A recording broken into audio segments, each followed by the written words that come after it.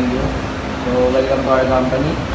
Can you start by telling me a little about yourself and why you're interested in this automotive role? Thank you for having me.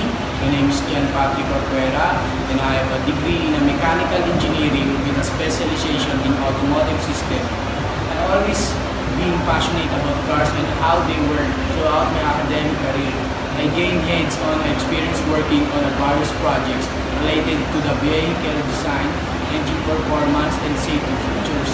I'm excited about the opportunity to join your team and contribute to the development of the automotive solutions. Okay, go. That's impressive. Can you walk me through your experience with automotive systems? What specific areas have you worked on?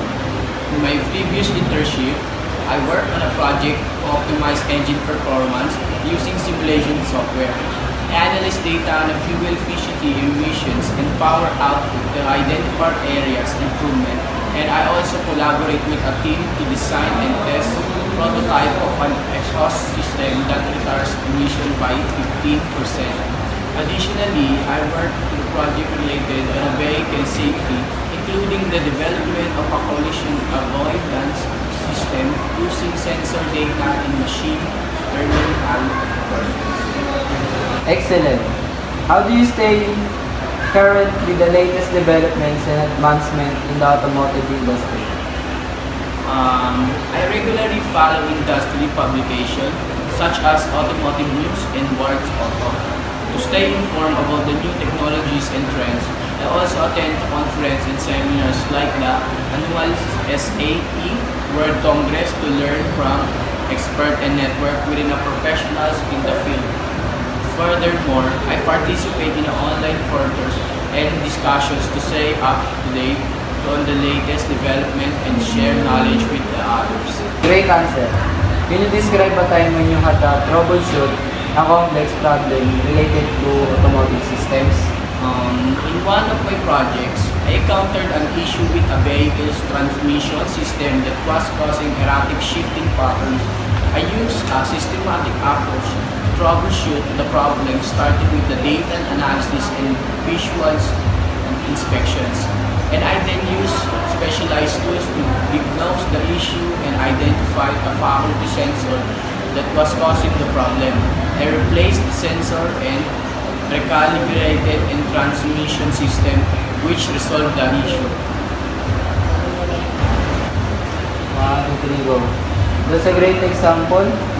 Finally, where do you see yourself in 5 years? And how does this role fit into your long-term careers? In 5 years, I envision myself as a lead engineer or technical specialist in the automotive industry, working on a cutting-edge projects that combine my passion for automotive system with my skills in engineering and problem solving. This role at your company aligns perfectly with my career aspiration as it offers the opportunity to work on automated projects, collaborate with the experience professionally, and contribute to the development of next generation automotive technologies. Thank you, John, for sharing your experiences and insights with me today. Do you have any questions for me? Yes, actually. Can you tell me about the company culture and what a typically day looks like in this role? Absolutely. Our company culture values innovation, teamwork, and continuous learning. As for typical day, you can expect to collaborate with cross-functional teams, work on exciting projects, and have opportunities for professional growth and development. Thank you again, John, for your time today. We'll be in touch soon to discuss next steps. Sir, thank you po, sir. Thank you.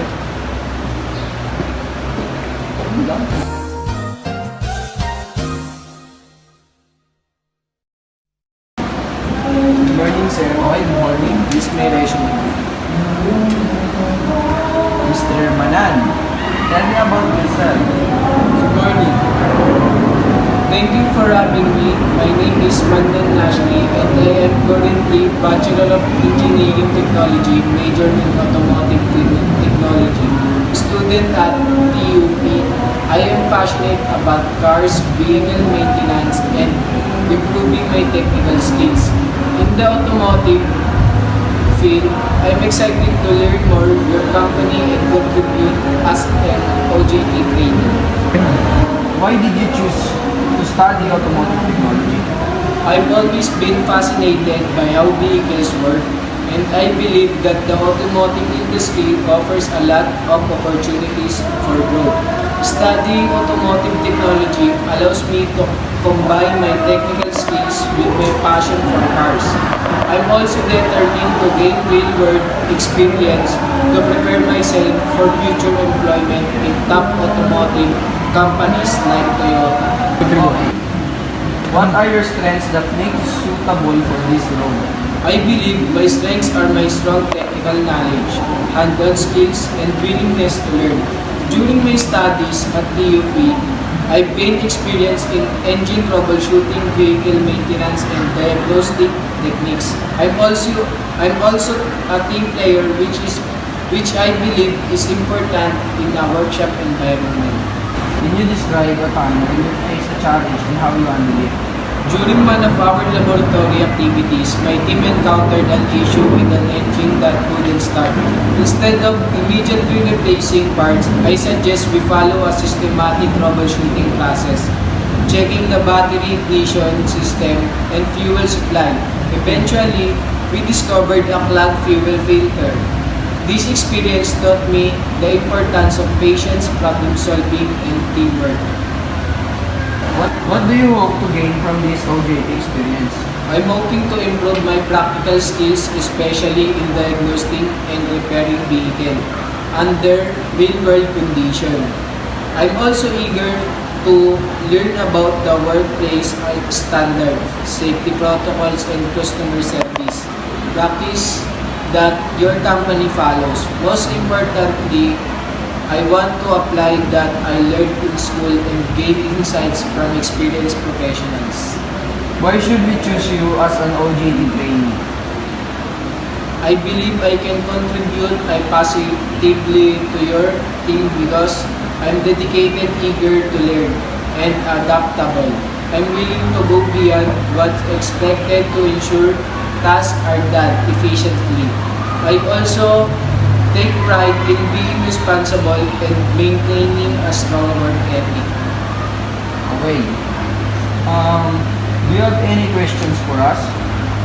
Yes, I'd like to ask what key skills or qualities you look for in a successful OJT trainee.